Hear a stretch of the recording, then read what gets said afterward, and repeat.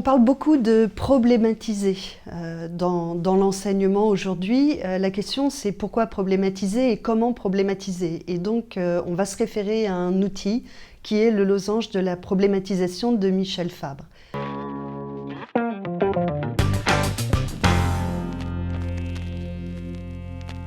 La problématisation a véritablement une visée émancipatrice. Michel Fabre, se référant à Deleuze, dit que c'est une exigence démocratique parce qu'on ne peut pas se limiter à résoudre des problèmes qui seraient posés par d'autres. La problématisation, c'est donc un instrument de la puissance d'agir, quelque chose qui nous permet de comprendre les raisons de nos pratiques. La deuxième question qu'il est possible de se poser, c'est comment problématiser, comment construire en fait l'espace du problème.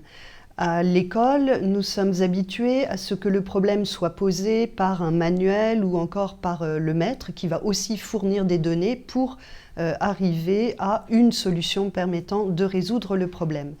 Là, il s'agit d'abord d'interroger la manière dont le problème est posé, dont le problème est formulé. À titre d'exemple, il y a une différence entre poser la question « La Terre peut-elle nourrir les hommes ?» ce qui va supposer une course-poursuite entre une augmentation de la production agricole et une diminution de la population mondiale, ou bien poser la question autrement, la formuler en demandant comment permettre à tous d'accéder à une nourriture saine et suffisante, adaptée aux besoins, tout en maintenant la viabilité des écosystèmes. Donc on a déjà ce premier problème qui est celui de la formulation du problème. Le deuxième point pour Michel Fabre, qui est fondamental, c'est sortir d'une pensée plate qui va en fait de la formulation du problème à la solution. L'idée, c'est plutôt d'augmenter l'espace du problème en articulant des données et des conditions et en croisant la dimension horizontale qui est celle de la résolution du problème et la dimension verticale qui est celle de sa construction.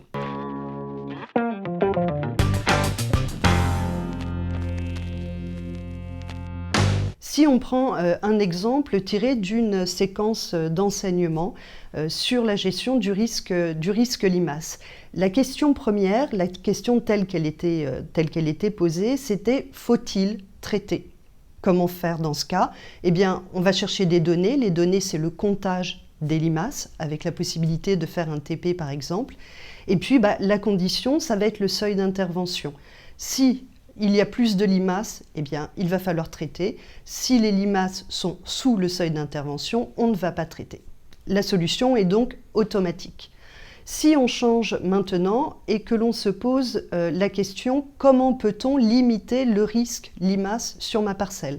Les données vont devenir différentes. Je vais avoir besoin de reconnaître effectivement ces limaces, je vais avoir besoin de compter ces limaces, mais je vais aussi m'intéresser à d'autres aspects. Je vais aller regarder par exemple les précédents culturaux, je vais aller regarder la structure de sol, je vais regarder si on est dans des conditions plus ou moins humides. Et puis, je vais activer un certain nombre d'autres conditions qui vont plutôt tenir du système que l'agriculteur a mis en place et puis de ses propres représentations et stratégies. Du coup, je n'aurai pas une solution, mais des hypothèses de solutions que l'on peut décliner avec l'outil ESR. Si par exemple je suis dans le cadre de l'efficience, eh bien je vais utiliser un molluscicide, mais de manière plutôt raisonnée par exemple. Si je suis dans la substitution, je vais pouvoir activer un petit peu de lutte mécanique et utiliser, pourquoi pas, un molluscicide agriculture bio.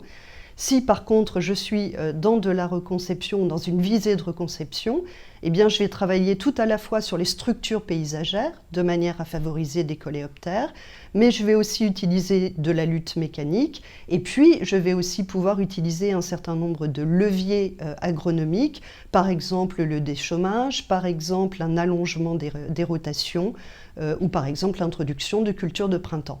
Donc on voit bien qu'on ouvre l'espace du problème et qu'on se donne du coup la possibilité d'imaginer des hypothèses de solutions qui seront ensuite à travailler donc avec les élèves.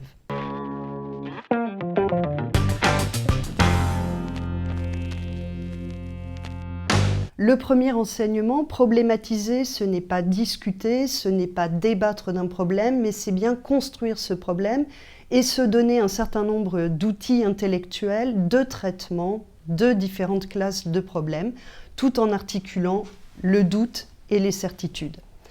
Le deuxième élément important, c'est qu'on peut aussi problématiser sa pratique en tant qu'enseignant, en cherchant collectivement et via l'analyse des pratiques ce dont elles sont les solutions, les raisons pour lesquelles on fait des choix de manière implicite ou de manière explicite. On peut alors se poser la question, mais que faut-il que les jeunes apprennent? Quels sont les enjeux de ces apprentissages?